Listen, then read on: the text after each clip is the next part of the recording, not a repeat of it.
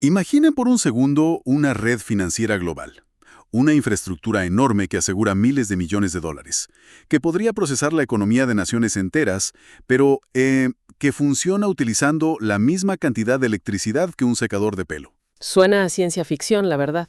O sea, suena a exageración total, pero esa es exactamente la premisa que salta a la vista en estas notas de investigación de Oscar Ay que estamos revisando hoy en esta exploración a fondo. Sí, es una afirmación bastante fuerte. Totalmente.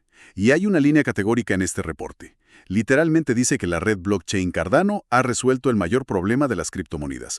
Y bueno, nuestro objetivo hoy es desempacar esto y someter esa afirmación a un escrutinio absoluto. Claro, separar la ciencia del marketing. Exacto. Queremos ver qué es rigor científico y qué es el clásico humo que, pues, satura este ecosistema cripto. Vamos a revisar la evidencia de cómo se está construyendo este supuesto puente financiero del futuro, paso a paso y sin memes de por medio. Bueno, y el punto de partida natural aquí es diseccionar qué significa exactamente ese mayor problema que mencionas. Porque las notas apuntan a que en realidad es un monstruo de dos cabezas. Ajá. La primera cabeza es el consumo energético, ese consumo obsceno e insostenible del diseño original de las redes de primera generación. Y la segunda cabeza es el infame trilema de la blockchain. El famoso trilema, claro. Exacto, que es básicamente este desafío arquitectónico de intentar equilibrar descentralización, seguridad y escalabilidad, o sea, velocidad, todo al mismo tiempo. Porque históricamente, si optimizas dos de estas variables, el sistema colapsa en la tercera. Ok, a ver, vamos a desempacar esto porque la magnitud del problema inicial, el energético, no es menor. Leyendo las fuentes, los datos sobre el Proof of Work, la prueba de trabajo de Bitcoin, muestran un consumo anual que ronda los 150 teravatios hora. Una locura. Es como, o sea, estamos hablando de una demanda eléctrica de países enteros solo para mantener la red operando. La metáfora que me viene a la mente viendo esto es que Bitcoin es como un atleta de élite corriendo un maratón, pero que lleva cargando un generador diésel en la espalda. Esa imagen es perfecta. O sea, es un torneo global de Sudoku masivo, Sí, exacto. donde millones de computadoras están quemando energía a toda máquina tratando de adivinar el mismo número al mismo tiempo. Y todo eso, digo, solo para que una sola computadora gane el derecho de procesar el siguiente bloque. Es una demostración de fuerza computacional increíble, pero profundamente ineficiente. Y quiero aclarar rápido para quienes nos escuchan que no necesitan ser programadores expertos para seguirnos en este análisis. Solo curiosidad. Totalmente. Porque para entender cómo Cardano pretende ser este puente del futuro, primero hay que entender cómo desactivó esta bomba de tiempo energética. Claro. Y aquí es donde la arquitectura diverge fundamentalmente de ese mecanismo de fuerza bruta.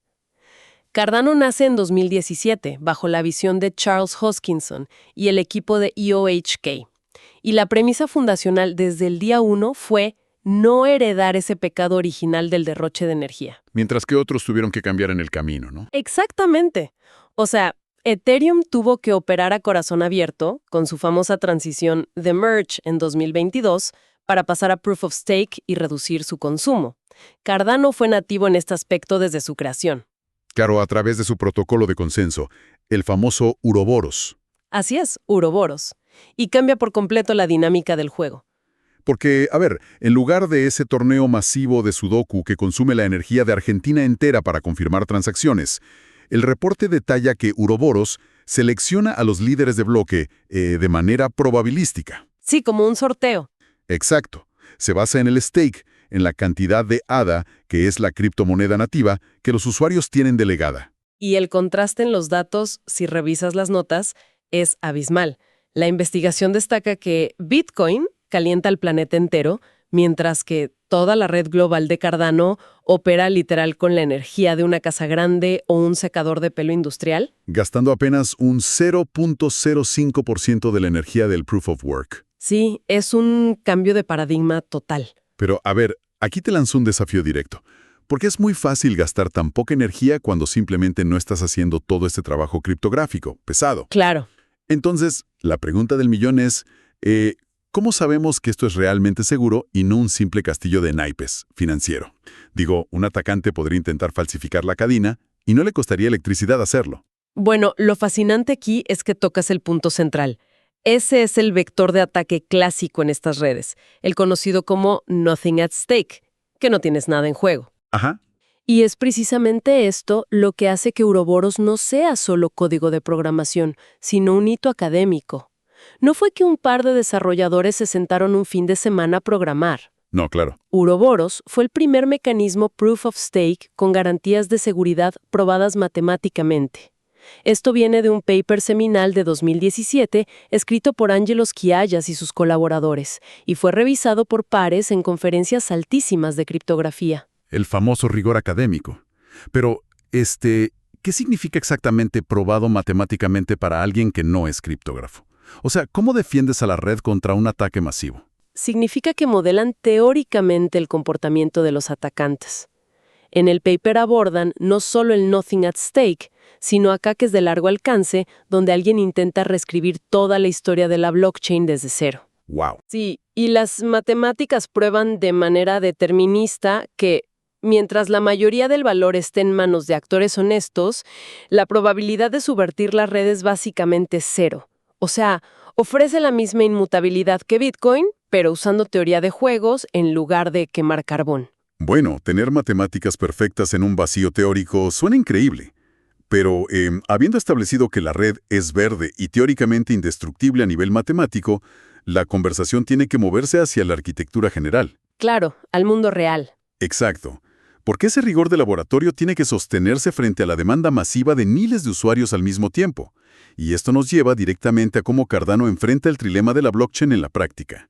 Y el desglose de las notas sobre el trilema es súper revelador. Cardano toma una postura sin concesiones, priorizando fuertemente dos de los tres vértices. Descentralización y seguridad, asumo. Así es. Por un lado, la descentralización. Es operada por miles de stake pools independientes. Si miras los coeficientes de Nakamoto, que miden qué tan concentrado está el poder, logran métricas que superan a otras cadenas proof of stake mucho más centralizadas. Y la seguridad también tiene un enfoque súper distinto. El reporte dedica una sección enorme a los métodos formales y al lenguaje de programación Plutus, que está basado en Haskell. Que es un lenguaje notoriamente difícil. Sí, o sea, la industria estandarizó lenguajes más fáciles como Solidity, pero IOHK eligió Haskell. Y esto se conecta con el modelo EUTO, el Extended Unspent Transaction Output. Sí, y esa elección de Haskell no es capricho. Al usar programación funcional y métodos formales, los contratos inteligentes se vuelven extremadamente predecibles. Esto reduce drásticamente esos bugs catastróficos que vemos en otras redes cada 2x3. Claro, porque en Ethereum tienes ese estado global compartido, ¿no? Y el EUTXO de Cardano es distinto. Totalmente distinto. Extiende el modelo de Bitcoin. En vez de que todos peleen por editar un gran libro contable al mismo tiempo, las transacciones se verifican localmente en la billetera del usuario antes de enviarse a la red. O sea, ya sabes qué va a pasar antes de pagar. Exacto. Sabes los costos y los resultados. Si es válida localmente, matemáticamente será válido en la blockchain. Ok, pero aquí es donde se pone realmente interesante. Y creo que es el talón de Aquiles que evidencian las fuentes. A ver. Porque toda esta poesía matemática y la seguridad absoluta tiene un costo enorme en el mundo real. Las notas dicen que tienen un límite teórico de 250 transacciones por segundo en su base. Ajá. Pero en picos máximos observados, la capa principal manejaba apenas unas modestas 10 a 18 transacciones por segundo reales.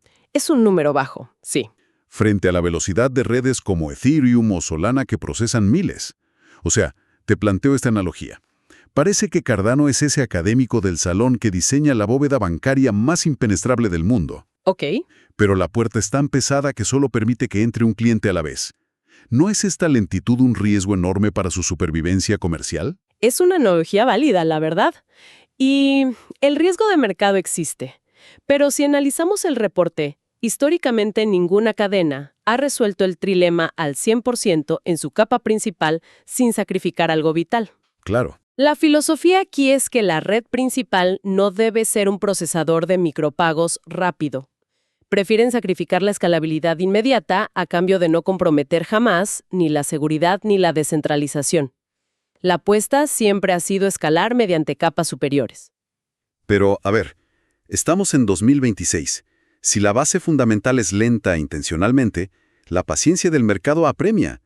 La adopción real no espera. Entonces, ¿cuál es el plan para acelerar el ritmo ahora mismo? Bueno, el reporte desglosa el ambicioso mapa de ruta actual de la red, y la pieza central para esa escalabilidad es Hydra. Hydra, sí. Hydra usa lo que llaman canales de estado isomórficos. Operan fuera de la cadena principal, off-chain. Espera, ¿isomórfico? ¿Eso significa que operan bajo las mismas reglas de seguridad de la red principal? No. De transacciones por segundo a través de estas cabezas paralelas. O sea, sacan el tráfico pesado a una vía paralela sin perder la seguridad de la bóveda principal. Así es. Y sumado a eso, mencionan las actualizaciones de este 2026. La llegada del protocolo 11, apuntando a unas 1000 transacciones por segundo vía herramientas de capa 2. Y también vi algo llamado Uroboros Leyos, ¿verdad? Sí, innovaciones en el consenso, como Leyos, y mejoras en el pipelining, que básicamente optimiza cómo se transmiten los bloques en la cadena para meter más datos sin asfixiar a los validadores. Y entonces, aterrizando esto para quienes escuchan, ¿qué significa todo esto en el mundo real? Porque el análisis resalta que la adopción real de esta arquitectura no está brillando en Wall Street. No, para nada. Está brillando muy lejos del hype de la especulación. Exacto. Se enfoca en África y países en vías de desarrollo. Estamos hablando de casos de uso reales como manejo de identidad autosoberana, cadenas de suministro y todo esto de la era de gobernanza Voltaire, que funciona completamente on-chain. O sea, no intentan competir en el mercado de memes. Buscan ser infraestructura institucional. Esa es la visión. Pero a pesar de esos nobles objetivos, el análisis nos obliga a un choque con la realidad. Los retos y las fricciones son evidentes en las fuentes documentadas. Sí, los números fríos no perdonan. Si evalúas las métricas de adopción, Cardano sigue estando por detrás de competidores en cosas clave. El valor total bloqueado o TVL, la cantidad de aplicaciones descentralizadas activas, los usuarios diarios. Faltan esos casos de uso killer y una adopción masiva de desarrolladores. Claro, el ecosistema tiene un problema de marketing severo. En un mercado que está dominado por narrativas rápidas y retornos instantáneos, batallan muchísimo para comunicar sus logros científicos. Y el rigor académico no siempre atrae a los desarrolladores que quieren lanzar aplicaciones en un fin de semana. Así es. Y aquí es donde tengo que hacer un pushback crítico, porque hay un incidente documentado en las notas que me parece clave. A ver, dime. El famoso fork de noviembre de 2025. Ah, sí, el incidente de la anomalía. Sí, o sea, si Cardano se enorgullece tanto de su lentitud metódica, publicando 24 papers revisados por pares solo en ese año, defendiendo sus modelos, ¿cómo es posible que una simple transacción envenenada causara un fork en la red el pasado noviembre? Es una pregunta súper válida. Digo, ¿no demuestra esto que toda esa supuesta infalibilidad científica y matemática es solo un mito que no sobrevive en la práctica? Si conectamos esto con el panorama general de la ingeniería de software, la realidad es que la ciencia reduce drásticamente las probabilidades de error, pero el código perfecto creado por humanos no existe. Ajá, siempre hay un margen de error. Totalmente.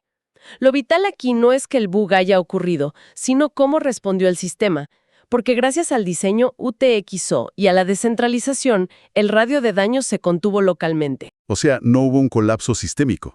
Exacto. La gobernanza on-chain permitió resolver el bug rápidamente. Extrajeron lecciones vitales y demostraron una resiliencia tremenda en un entorno real. Es la diferencia entre prometer que nunca fallarás y construir un sistema que puede absorber un impacto sin perder un solo centavo de los usuarios. Bueno, lo cual nos lleva a la conclusión de nuestra misión hoy. Volviendo a la pregunta inicial, ¿ha resuelto Cardano el mayor problema de las criptomonedas? La respuesta honesta, basada en las fuentes, es sí y no. Sí, porque resolvió magistralmente el consumo energético obsceno. Pasamos de requerir países enteros a usar la energía de un secador de pelo, y sentó las bases más rigurosas posibles para la seguridad y descentralización. Pero no, porque la escalabilidad masiva con Hydra y la adopción frente a competidores más ruidosos siguen siendo tareas pendientes para este ecosistema en 2026. Es la clásica filosofía de lento y seguro gana la carrera. Y para la audiencia, en un mundo saturado de promesas vacías, entender qué proyectos se basan en investigación real y rigurosa es fundamental para distinguir la verdadera infraestructura de los castillos en el aire. Y te dejo, y a la audiencia, un pensamiento provocativo que sale de las fuentes sobre el futuro. A ver, suéltalo.